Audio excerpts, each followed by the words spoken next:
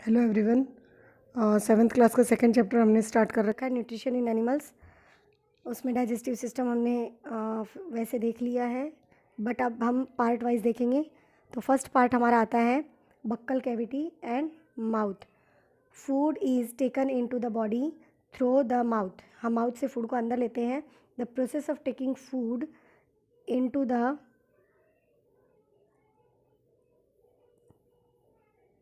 Body is called ingestion, यानी mouth के through food को अंदर लेना क्या कहलाता है? Ingestion. We chew the food with the teeth and break it down mechanically into the small pieces, यानी जो टीथ है उनकी हेल्प से हम क्या करते हैं? फूड को चबाते हैं और उनको छोटे छोटे टुकड़ों में कन्वर्ट करके स्मॉल पीसेस उसके कर देते हैं। Each tooth is root in separate socket in the gums. जो हमारे मसूड़ू होते हैं उनके अंदर हर टूथ की जो रूट होती है वो फिक्स होती है। Okay, our teeth vary in the appearance and perform different function accordingly they are given different names. यानी हमारे जो टीथ होते हैं वो दिखने में अलग अलग होते हैं और उनकी जो फंक्शंस होते हैं वो भी अलग अलग होते हैं और उनके फंक्शन के अकॉर्डिंग उनके नाम भी अलग अलग होते हैं। तो देखते हैं कौन कौन से टीथ हैं वो। देखिए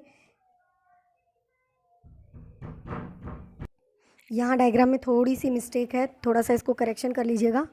जो हमारे आगे के ईच जो में 4 टीथ होते हैं, ये जो चारों टीथ हैं ये होते हैं इंसीजर। ये चारों इंसीजर होते हैं। ओके, 1 ये टीथ और 1 ये टीथ, ये होता है कैनाइन। ओके, ये होते हैं दोनों इस तरफ के और ये दोनों इस तरफ के, ये होते हैं प्रीमोलर। ये राइट साइड के और ये लेफ्ट साइड के, ये तीनों होते हैं molar. Okay guys, I think आप लोगों को समझ में आया होगा कि जो हमारे आगे के 4 टीथ होते हैं वो होते हैं इंसीजर। ये इंटरनल इंसीजर है, ये एक्सटर्नल इंसीजर है। ओके गाइज,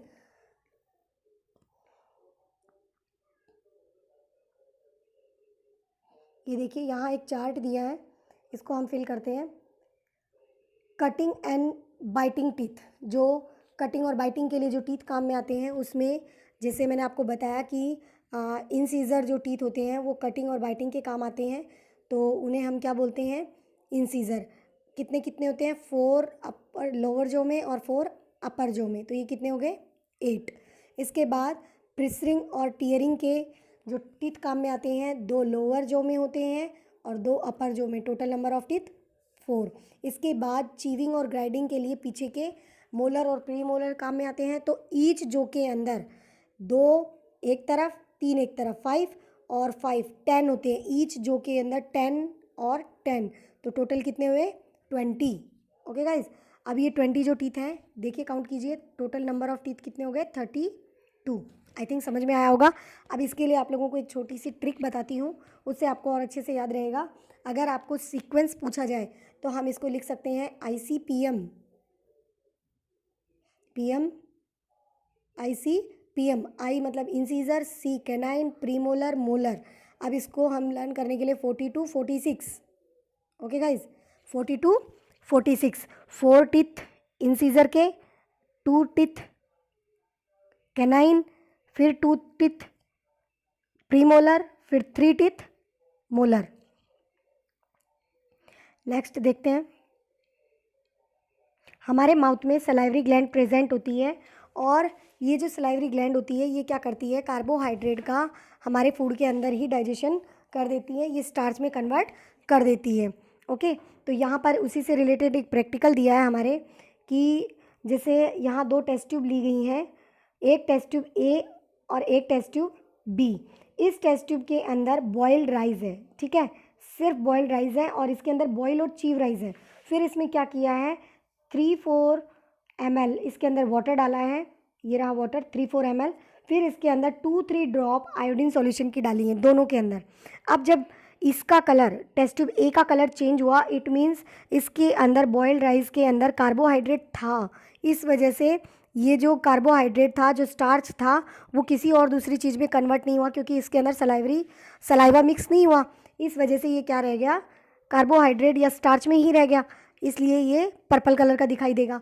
अब जो दूसरा हमारे पास सॉल्यूशन है उसको हमने चबाया तो उसके अंदर सलाइवा मिक्स हुआ, तो ये सलाइवा जो होता है स्टार्च को शुगर में कन्वर्ट करता है। क्या करता है? स्टार्च को शुगर में कन्वर्ट करता है, इस वजह से इसका कलर चेंज नहीं होगा। यही प्रैक्टिकल दिया है इसमें आपके।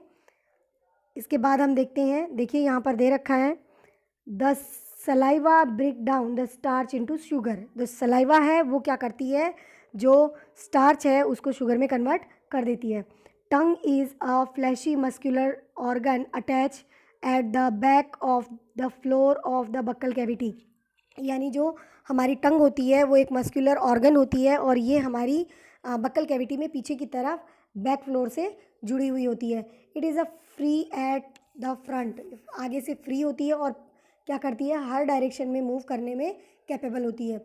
Do you know the function of the tongue? Tongue के फंक्शन क्या क्या हैं? पहली बात तो ये हमारे बोलने के काम आती है, टॉकिंग के काम आती है। दूसरा, ये सलाइवा मिक्स करने में हेल्प करती है और जब फूड हम चबा रहे होते हैं उस समय ये हेल्प करती है हमारी। फिर हमारे फूड को स्वॉल करने में, निगलने में ये हमारी हेल्प करती है। और इस ये जो टंग होती है इसके ऊपर टेस्ट बर्ड्स प्रेजेंट होती हैं जो हमारे फूड को क्या करती हैं, टेस्ट करने का काम करती हैं। और ये जो टेस्ट बर्ड होती हैं डिफरेंट डिफरेंट होती हैं। ठीक है, पहले हम यहाँ पर देखते हैं स्वीट एंड टूथ डिके, जल्दी से इसको देख लेते हैं। जो बैक्टीरियाज होते हैं हमारे माउथ में प्रेजेंट होते हैं वो हमारे लिए हार्मफुल नहीं होते, बट अगर हम इन हमारे टीथ को क्लीन नहीं करते हैं, माउथ को खाने के बाद उसको क्लीन नहीं करते, तो उसके अंदर हार्मफुल बैक्टीरिया जो होते हैं वो रहने लगते हैं और उसके अंदर ग्रो करने लगते हैं। और ये जो बैक्टीरिया होते हैं ये क्या करते हैं, जो फूड होता है उसको ब्रेक डाउन करके उसके अंदर जो शुगर प्रेजेंट होती है उसको क्या करते हैं, एसिड में कन्वर्ट कर देते हैं। और ये जो एसिड होता है ये हमारी टूथ के लिए बहुत हार्मफुल होता है। The acid gradually damage the teeth, और ये जो टीथ होते हैं वो इस एसिड के कारण डैमेज हो जाते हैं और इसी को क्या कहा जाता है, tooth decay. If it is not treat in time, अगर इसको समय से ट्रीट नहीं किया जाता तो टूथेक और जो टूथ लॉस होता है उसकी प्रॉब्लम हो सकती है। टूथेक का मतलब है दांत के अंदर जो गड्ढा पड़ जाता है वो, और दांत गिरना स्टार्ट हो जाते हैं। जनरली ये प्रॉब्लम किन किन चीज़ों से होती है, चॉकलेट, स्वीट, कोल्ड ड्रिंक और अदर शुगर प्रोडक्ट जो होते हैं वो क्या है, टूथ डिके का मेन कारण बनते हैं। Therefore one should clean the teeth with the brush, डेंटम एंड द डेंटल फ्लॉस। यानी हमें क्या करना चाहिए, ब्रश, डेंटम या डेंटल फ्लॉस से क्या करना चाहिए, अपने माउथ को क्लीन करना चाहिए। जिससे क्या होता है कि जैसे ये टीथ है, ये दो टीथ हैं, इन दोनों टीथ के बीच में अगर यहाँ पर फूड पार्टिकल, अगर फूड पार्टिकल यहाँ पर क्या हो जाए, अटक जाए, तो उसको क्या हो, वो जो ब्रश के जो आगे प्लास्टिक के वेसल्स होते हैं उनसे क्या हो जाता है, वो फिर आसानी से रिमूव हो जाता है। और हमें क्या नहीं करना चाहिए, जो डर्टी फिंगर्स होती हैं या अनवॉश्ड ऑब्जेक्ट होते हैं उनको हमें अपने माउथ में नहीं लेना चाहिए। और कम से कम हमें दिन में 2 बार ब्रश ज़रूर करना चाहिए और खाना खाते ही हमें अच्छे से कुल्ला भी करना चाहिए। इसके बाद आता है अगर कई बार क्या होता है, हम लोग जल्दी जल्दी में खाना खाते हैं, ईट इन अ हरी, और या फिर बातें करते समय या फिर हंसते समय खाना खाते रहते हैं, या खाना खाते समय बातें करते रहते हैं, हंसते रहते हैं। You may gate hiccups and choking session, यानी हमें हिचकी आती है और घुटन सी जैसे गले में कुछ अटक जाता है वैसा महसूस होता है। और ये सब क्या होता है, फूड पार्टिकल्स जो होते हैं वो विंड पाइप में चले जाते हैं। इसकी वजह से जो विंड पाइप होती है वो क्या करती है, एयर को कैरी करती है नॉस्ट्रिल से लंग्स तक। ठीक है, ये हमने डाइजेस्टिव सिस्टम के डायग्राम में देखा है। और it run adjacent to the food pipe, और ये फूड पाइप के साथ साथ चलती है, मतलब एक साथ होती हैं ये दोनों। आगे की तरफ विंड पाइप होती है और पीछे की तरफ फूड पाइप होती है। अलग अलग सेपरेशन दीवार होती है बट होती एक ही जगह पे है। But inside the throat air and food share the common passage, उसको कहते हैं फेरिंग्स। यानी जो थ्रॉट है, एयर है और फूड है, इन तीनों का जो कॉमन पैसेज होता है वो क्या होता है, pharynx.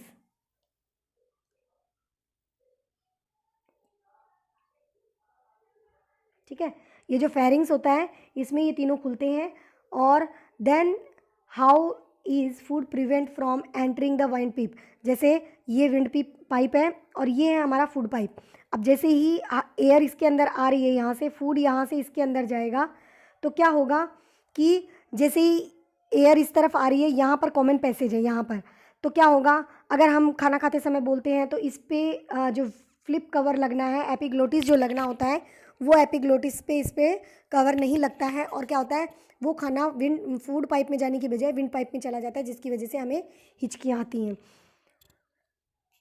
During the act of swallowing a flip like valve close the passage of the windpipe and guides the food into the food pipe.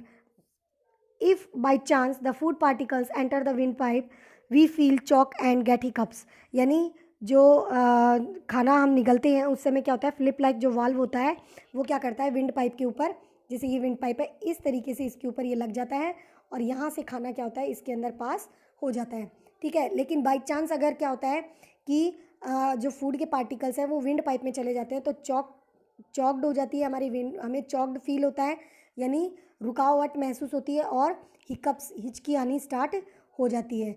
Now this is our टंग, ठीक है। ये यहाँ पर इसमें टेस्ट वर्ड दिए हैं, तो मुझे आप लोग कमेंट सेक्शन में लिखकर बताओगे कि ये रीज़न किस टेस्ट के लिए है, ये रीज़न किस टेस्ट के लिए है, ये रीज़न और ये reason.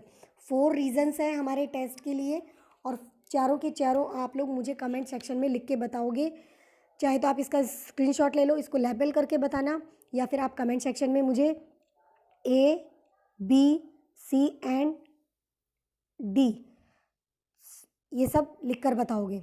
Okay guys, thank you.